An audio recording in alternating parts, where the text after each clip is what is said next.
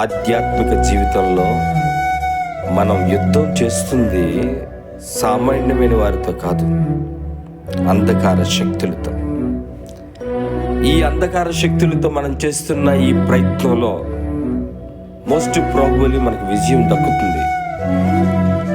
పౌలు మహాశయుడు చెప్పిన రీతిగా, బ్రతుకుట నీకోసమే, చావైతే మేలు.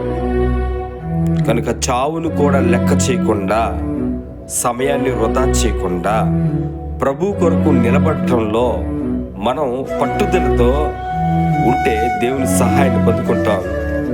ఈ అంధకార శక్తులపై మన విజయాన్ని కొనసాగిస్తాం. ఆధ్యాత్మికంగా విశ్వాస జీవితంలో నిరీక్షణ మనం కూడగొట్టుకుంటాం. అలాంటి నిరీక్షణ మనం కలిగి ఉన్నప్పుడు ధైర్యంగా అడుగులు ముందుకు వేస్తాం. అలాంటి నిరీక్షణతో, విశ్వాసంతో దేవుని కొరకు ఎదురు చూస్తూ గొప్ప కార్యాలు మనం కలిగి ఉండాలి. అలా జీవించడానికి మనం ఇష్టపడాలి.